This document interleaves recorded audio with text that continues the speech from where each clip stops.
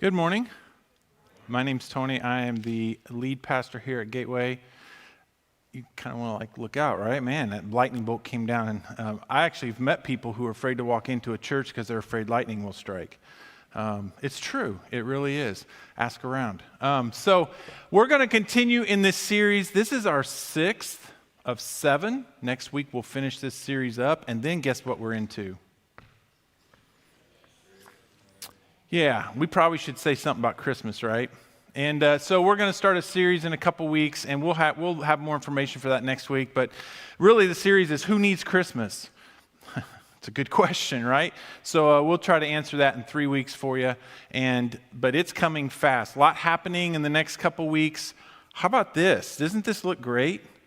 I want to thank a life group. One of our life groups came in yesterday, and so many people have been involved in this. And just want to say thank you. I won't say anything else about this. Some people later are going to come up and share more about what's happening here, but we're excited about that. So let's jump right into this unexpected. So several years ago, when I say several years ago, more like 25 years ago, about 22, 23 years ago, my wife and I, my wife came up. I don't see her, but I asked her to pray today. And there's nobody in this world that I know who's more thankful and grateful than my wife. And I just thought it would be great for her to come up and share and pray with you. And I love to hear her pray. And she does a good job, right? If that's a thing. Is praying a good job a thing? But so several years ago, 22 years ago, young family just starting out. Madison was, this is my Madison here. How old are you now? 25? 24? 24? 24. See, the older you get, trust me, I'll forget. I'm just trying to keep track of all my years, and I'm losing track. So 24, so she was probably 2 or 3 years old, and Lauren was just coming around, and Lauren's my middle daughter. I have a youngest daughter, but 3 daughters. Lauren was just coming around, being born, and I needed a car. My car was broke down. My car wasn't running. It was old and just tons and tons of miles. And wouldn't you know, somebody gave me a car. Isn't that great? How many of you have ever had somebody give you a car? Yeah, it's an amazing thing, right? It's like, it was nice, it ran, but I had a problem with the car. Isn't that terrible to say? Here's my problem with the car, and this is me being completely open and honest with you. Somebody gave me a car, but it was like 10 or 15 years old. It was in pretty good shape. That was one problem. It was really old. The other problem was it was really, really small. Now, look at me. I'm 6'5", big guy. My knees weren't, and I worked for a company at the time where I had to wear a shirt and a tie to work every day. And I just, picture me. Well, don't picture yet, because I got one more problem I had with it. It was bright red. You could not miss this thing coming down the road. It was a tiny little compact car with a big giant guy in it, in a tie, coming down the road in a 10, 15-year-old car, bright red. And I'd pull into the parking lot, and there'd be like the guys that I work with, and I worked with programmers. They made a lot more money than me, and all this stuff. And I'd wave at them, and I have to be honest with you. I was a little embarrassed to drive the car. I know, it's terrible, right? It says a lot about me. It says a lot about where I was at that time in my life. An incredible gift. As I reflect back on my life, and I think of these moments and these times, and you do introspective things. Hopefully you do these things as you get older. You see your bad moments, and you feel this shame and regret and all of this. As I reflect back, I do feel the shame and regret because somebody gifted me something wonderful at a time that I really needed it. And the funny thing is, I don't know what I was thinking. I couldn't afford to drive something different. But yet I was ungrateful. I was sort of grateful, but not really, because my heart was embarrassed, sort of, to drive the car. I didn't realize then, what I realize now, is that my heart was so puffed up and proud that I couldn't be grateful for a wonderful gift that somebody gave me in love. Isn't that awful? I'm a terrible person, I thought. Wow. You see, pride made me believe that I'm too good to drive this car. People will think that I can't afford the car, and I couldn't afford another car. They would think that's all he could afford, and the truth is, I didn't want them to think that was all I could afford. Pride made me concerned about what others thought versus what God thought. Pride made me more concerned about what people thought of the exterior and what it looked like than the fact that somebody gave me something out of love that I needed. You see, pride made me believe that God's love and other people's love for me just wasn't enough. I deserved more. I deserve better. You see, God's approval of me wasn't adequate. Appearances are more important than financial wisdom and even truth. Financially, I couldn't afford anything different, and the wisdom says, drive the car and be grateful. But pride was a problem for me. And this experience, as I look back, reveals something in me and then and even now, and it's this, that deep down inside, I mean way down into where most of us don't go very often, there's a little voice that has a lot to say about how you live your life.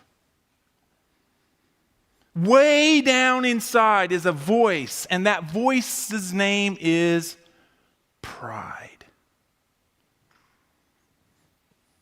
Pride whispers to us every day, and in almost every moment and interaction, it tells us this: you're not enough. You can be more. You deserve better. You're better than them. You're better than that car. You're better than those clothes. You're better than that house. You deserve more. And now, see, here's the thing. Most of us would just be like this false humility and be like, oh, I don't think, But the truth is, deep, deep down inside of us is a voice that says, let's do better. Pride tells us that we need that thing to make a statement. Because the truth is, you're not enough to make the statement. I didn't realize it at the time that I was prideful. I never thought of myself as prideful. I mean, I was proud. I was proud of my wife. I was proud of my kids. I was proud of my job. I was proud of the things that I'd done. Being proud is one thing, but pride is another. I didn't realize it at the time, and I never thought of myself as prideful. I thought pride was something that I saw in other people. We all have met proud people, right? People full of pride. If you haven't, let me just spark your memory here. We know people who are too proud to ask for advice for anything, right? We know those people. We see people cling to their way of doing things, even if that way of doing things is hurting them and hurting someone else. It doesn't matter. I'm too proud to change.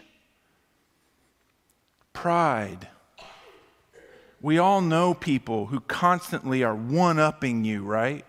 How many of you have ever told a story that you're really happy about and proud of, and you tell the story, and somebody just swoops in and has a better one?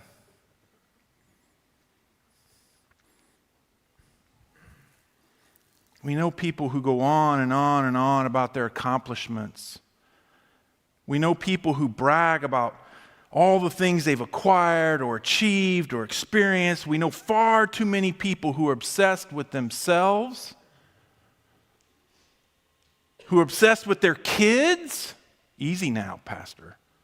That's my kid you're talking about. Let me just give you a little advice, something I learned about raising my kids. You will see your kids differently than everyone else. They are little demons.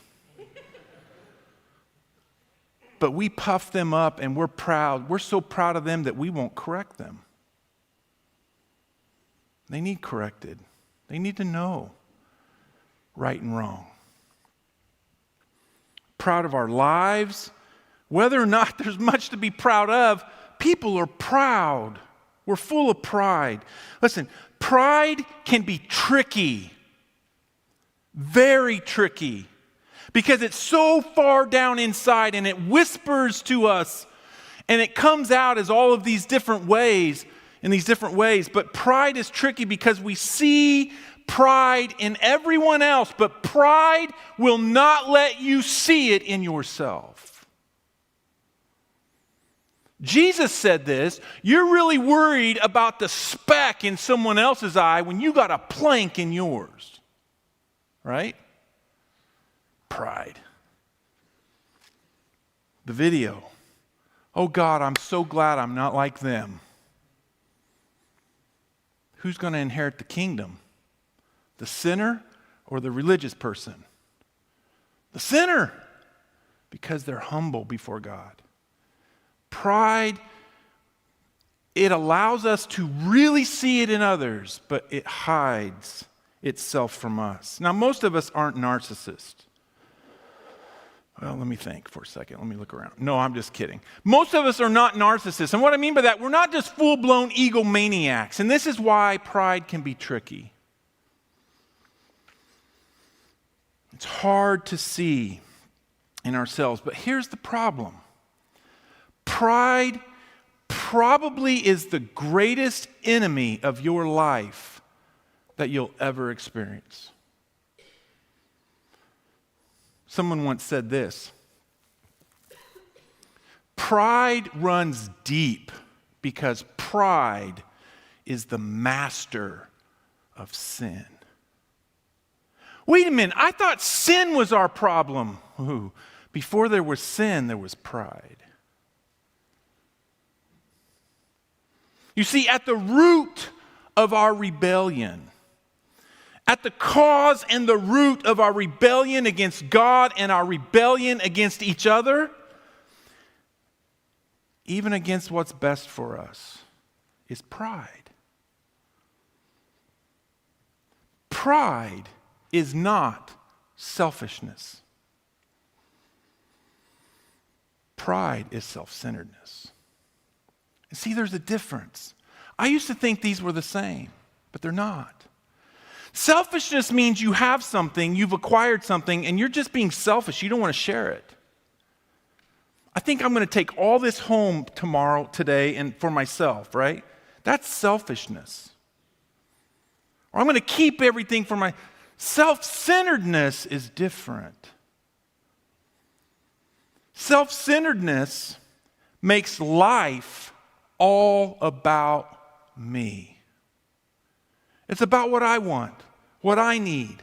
Pride generates this deep desire in us to protect ourselves, to project ourselves, to manipulate anybody and everything for my benefit, to jockey our position in social groups and friendships and family, to advance ourselves, to pretend that we're something that we're not, to inflate and to brag about more than what we really are. That's self-centeredness. And pride generates that in us. Pride is a very big problem for us because it is the master of sin. It will destroy the things that you care about. Or maybe I should say it this way. It will destroy the things that you should care about. Things like this. Empathy.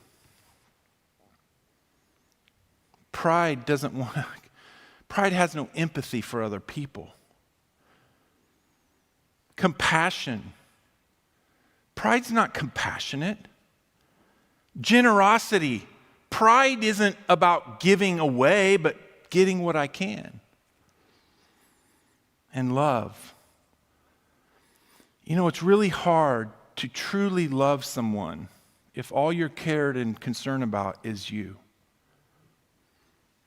Pride will snuff these things out of your life, and they will divide you. They will divide your families. Pride will divide your relationships. It divides everything. You know, at the heart of our fighting for politics, which I don't ever talk about here, but it's pride. Unwillingness to admit that the other person might actually be right about something or some things. And the really sad thing is this, that pride will trick you into thinking that this is normal. That this is just the normal way of life. Now, the stakes are high, and this message is important because if pride is the master of sin, I need to understand it and I need to know how to overcome it, right? The stakes are high. We've been doing this series called Unexpected. It's about overcoming these challenges that no one expects, but 6 of these challenges can be pointed back to pride.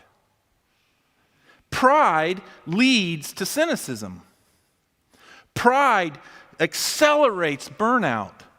Pride leaves us disconnected and isolated from one another. Pride causes us to become and stay irrelevant in our culture. I'm not going to change for them. They need to change for me. Pride. Despite all that we have and have accomplished, pride will leave you empty because pride tells you you don't have enough. You don't have the mustard. You can't do it. You're not good enough. That's pride. Pride will cost you friendships. It'll cost you family. It'll cost you intimacy. Let's go back to family. For some of you, Thanksgiving Day is a worrisome day for you because you will have people around that table that you are fighting with, that you've not gotten along with, that something happened years ago, and there's so much baggage around that. You're dreading. As a matter of fact, you're already talking about how bad the dish is they're going to bring, right? That's pride. Pride will cost you respect. You will lose opportunities in life, and you will lose rest and peace of mind and wisdom in life. That's what pride does. And pride will even cost you money. Pride always comes before a fall.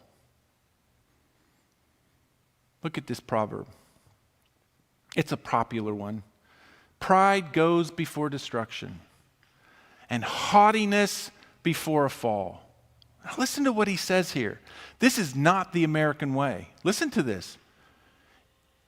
Better to live humble with the poor than to share plunder with the proud. Now, does that sound like an American saying to you? We plunder and we fight and we pick ourselves up by our bootstraps and we get and accomplish and we grab and we take everything we can. I ain't going to be poor. I'm going to live down there. King David understood this all too well. The person who wrote this, King Solomon, was his son. King David understood all about the fall. One of the greatest kings who ever ruled the nation of Israel transitioned the people of Israel from this ragtag, refugees to this super world power in his day. King David transformed Israel to be this superpower in his day. He was known, and from what we know about David, David did all of this, accomplished all of this while keeping his heart pure and soft for God. He was known as a man after God's own heart. We know this because this is how the writers described him. We know this because we have his journals. We have his Psalms. The Psalms were written, many of them were written by David and ascribed to David. We sort of have his poetry, if you will. And this man hungered and longed for God. His heart was soft. His heart was pliable. His heart was ready to receive what God had for him. Until he reached the heights of power, and pride finally got him. It took him down. It changed his legacy forever. 2 Samuel chapter 11, it begins here. In the spring of the year, when kings normally go out to war, David sent Joab and the Israelites' army to fight the Ammonites. They destroyed the Ammonite army, and laid siege to the city of Jerusalem. So they've encamped themselves. So all of David's men and all of his leaders and all of his armies, they go to fight, and they lay siege around this, which means they lay camp, and they're going to wait for months and months and weeks and months until they have no water, no food, and they give up. That's what a siege is.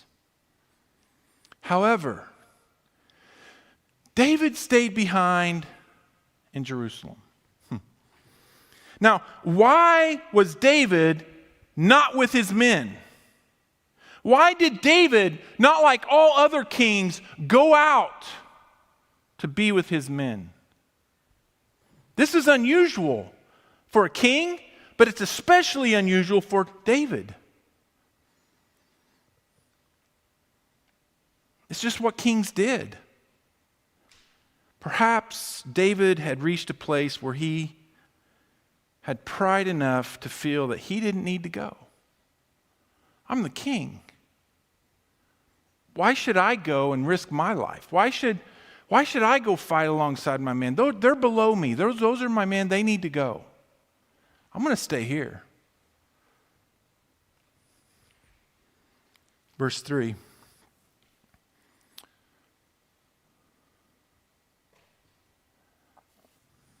He sent someone. Verse 2, sorry. I skipped a verse, didn't I? Verse 2. Late one afternoon, after his midday rest.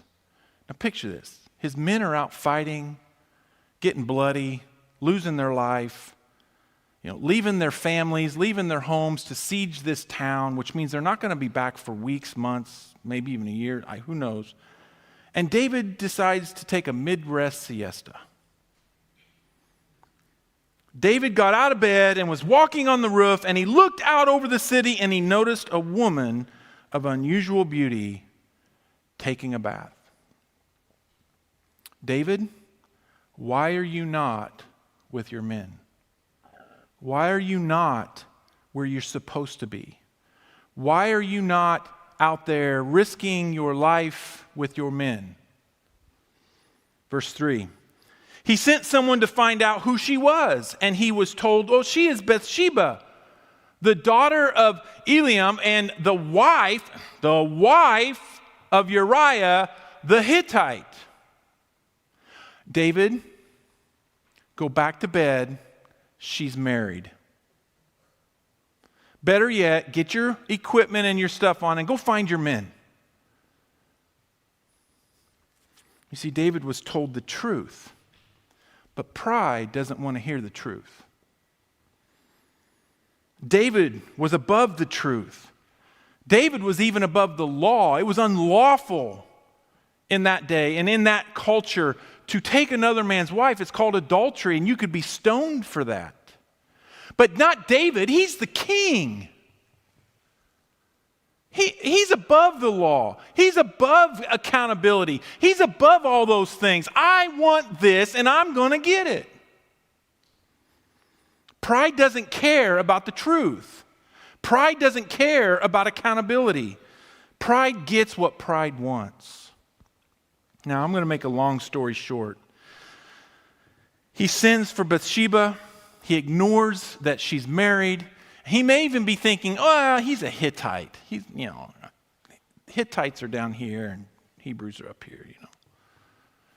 I'm going to take what's mine. Or better yet, I'm going to take what's not mine.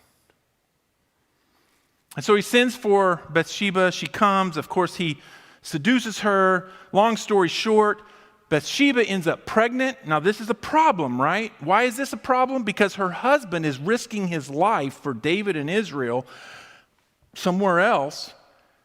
And now his wife's pregnant. And everyone saw her come into the palace. So David panics. And he tries to cover this up. And this is an immoral act. So and this is what we do. He's trying to cover up. He's trying to fix this problem. And so he sends for Uriah. And Uriah comes back to Jerusalem. And he goes in and he sees David. He doesn't even stop by his house. He doesn't even go see his wife. He immediately goes to David, and David proceeds to say, you know, man, you've been out there and fighting and risking your life, and I'm so proud of you. Why don't you go home and spend the night at your house, and you have dinner, and you be with your wife, you know what I mean, man? So you go and be with your wife, and then you can go back to the fighting. Uriah is like, how can I do that, David? I mean, the men of Israel are out fighting and giving their life, and we're at war. So you know what Uriah does? He camps out outside the castle, and he sleeps outside. He doesn't go see his wife. He doesn't go eat dinner with his wife even. And David's just like, what is wrong with this dude? So the next day, David decides, I'm going to have him come to dinner, and I'm going to get him drunk. That'll do it, right? He's going to get too much liquor in him, and he's going to want to go home, and he's going to want to be with his wife. So he comes in, Uriah gets drunk, and David's trying to push him over to his house, and Uriah's like, no, the people, they're out there fighting, they're out there risking their life. The humility of Uriah and the pride of David, the king. And Uriah's like, I can't do this. So he goes and he camps out again. He never goes. And so now David's just beside himself. He's like, well, we're going to have to take care of this. So he calls like a general or something, and he sends to this guy and he says, listen, this is what I want you to do. I want you to take Uriah back to the battle. But I want you to put Uriah on the front lines. What do you think David's up to here? What happens on the front lines? Who's the first to get killed in battle? The front line. So he sends Uriah to his death. This is murder. Intentional, cold-blooded murder. It's the only option that David feels that he has other than telling the truth and humbling himself and admitting that he did something wrong. And so Uriah goes and he is killed. Crisis averted, right? Well, not quite. There's a twist of irony. David takes Bathsheba into his house and marries her after the period of mourning. And eventually David is met up with a prophet who looks at David and he tells him this story. He says, you know, there's a farmer who has so many sheep that you can't even count them. He's just a wealthy farmer, shepherd, and he's got so many sheep. And there's this other guy, he's got one little sheep that he loves with all of his heart. He says, you know what, David? That farmer over there went over to the farmer with the one sheep, killed the farmer, and took the sheep back to be with his 100,000 sheep. David gets furious. Who is this guy? Bring him in here. We're going to pass judgment on this. This is what pride does. We become judgmental. And so, bring him in here. We're going to put this guy in prison. We're going to kill him, hang him. Well, I don't know. This guy is bad. And Nathan, the prophet, looks at David. He says, David, you're the man. It's you who has done this. And the rest of the story is David eventually humbles himself and crushes him.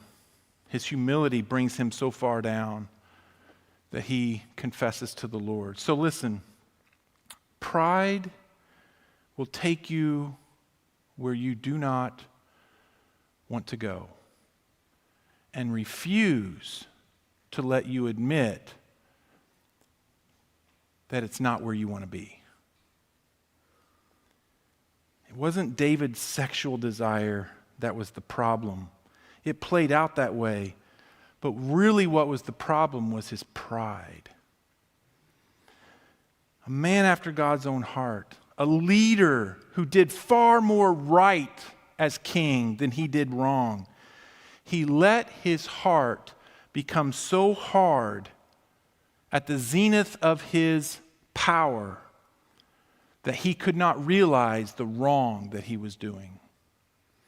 So David went from being one of the wisest people in that time to one of the most foolish because of pride. If you study David's life after Bathsheba, you will see a man whose life is never the same again. How could it be? The baby ends up dying. His whole family goes into a tailspin. There's division. The sons are fighting. Matter of fact, he goes to war with one of his sons who's trying to overthrow him. There's treason. There's even rape that begins to taint the family line. Listen to me. God wants so much more for you. God wanted so much more for David. God wants so much more for us, but our hard, proud hearts get in the way. I know none of us want David's fate to be our fate. But listen, what exactly does this look like for us today? I mean, I'm not a king, right? I don't have those opportunities. I don't have armies leaving. What does this look like for me today? There's 4 characteristics that I want you to see this morning. The first one is this. You know that you have pride in your heart if you have a sense of superiority to others. You might not be the best at something, but you sure dress better than them. You might not be the best at something, but your house is better than theirs. How could they live like that? And you take better vacations than they do. How could you not take a vacation? You're not the greatest, but you're better than the dollar store crowd or your cousin, right, with the rusted out clunker who sits in the front yard, side yard. You aren't the greatest, but it's hard not to scoff at that 50-year-old that you're passing who in the middle of winter on a scooter going to work.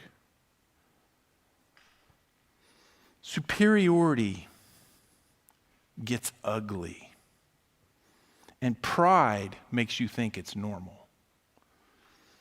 Pride and insecurity need you to be better than them, so it puffs you up so that you're better than them. We naturally drift towards superiority because our inferiority takes us that way. Second, you might be proud, have a pride problem if you have a judgmental attitude of others. Superiority demands that you stay ahead of others, so you begin to invent reasons why others aren't as good as you or behind you. To bolster your sense of success, concoct some explanation for why you're better than everyone else. Too bad your neighbor is going through tough time. Maybe if they would work as hard as you work, or hustle like you do, then maybe their life would go better. They just pick themselves up from their bootstraps. How about your friend who's struggling to lose weight, and you think to yourself, and this is what pride does, if she would just eat more kale and coconut oil,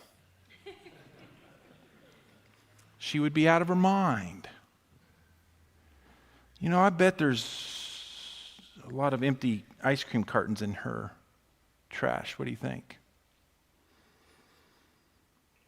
If I ate like that, I'd be that size too. Or how about your weed-smoking neighbor? Because you'd never do anything like that as a good Christian, right? Right?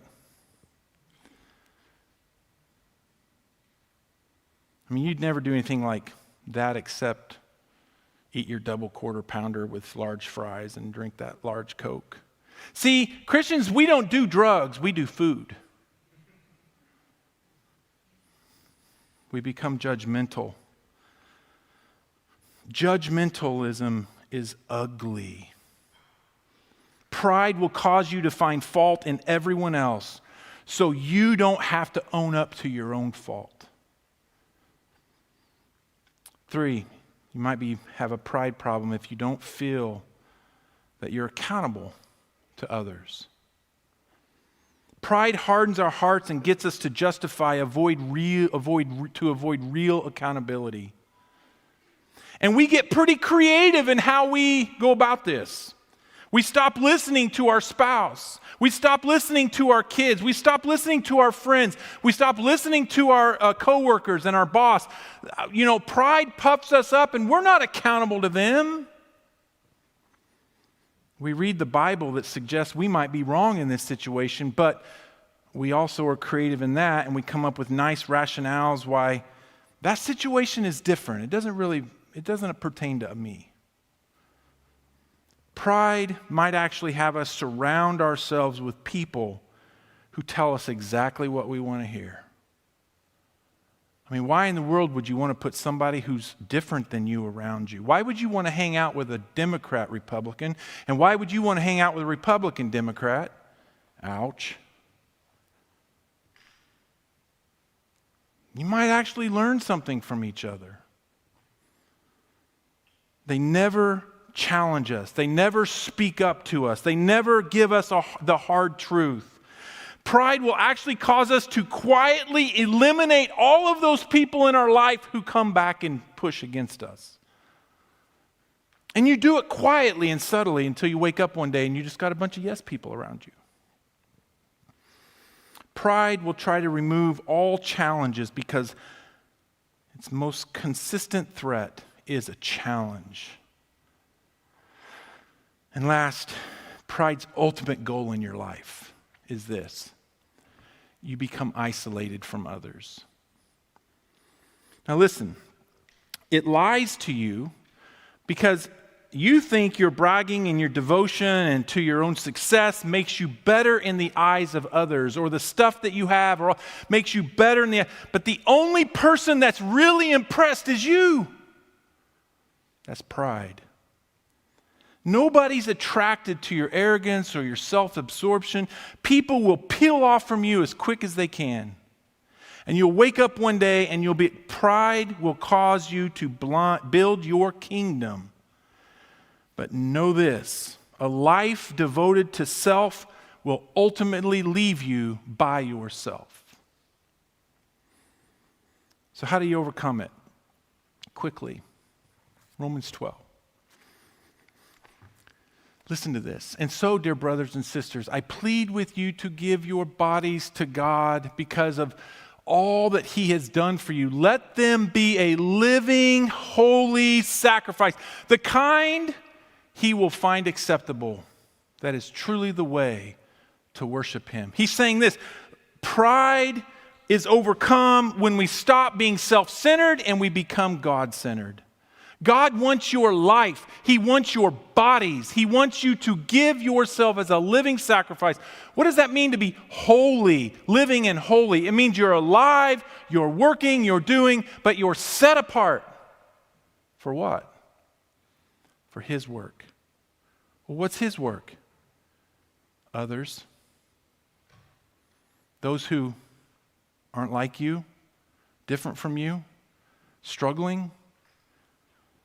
Verse 2, don't copy the behavior and customs of this world, but let God transform you into a new person. Listen, by changing the way you think, then you will learn to know God's will for you, which is good and pleasing and perfect. Verse 3, because of this privilege and authority God has given me, listen, I give each of you this warning. Here it is. Don't think you are better than you really are. Be honest in your evaluation of yourself. Measuring yourself by the faith God has given us. What's he say? You overcome pride when you stop living self-centered lives and you begin living God-centered lives. You overcome pride when you stop living self-centered lives and you become other-centered in your living. I think Jesus probably said it the best way. Matthew 5:5, he said it this way. God blesses those who are humble. They will inherit the earth. There it is. It's not the strong or the powerful. It's not the ones who accomplish the most. It's not the ones who have the better homes and cars and bank accounts and health and wealth and all that. It's not those who accomplish bigger and better things. No, it's the humble who inherit the earth. Let's be humble people, not prideful people. Father, I thank you for all that you're about to do. It's the generosity of this church that's made today possible. I'm so thankful, Lord, for them. Bless them. Be with them. Encourage them. In Jesus' name.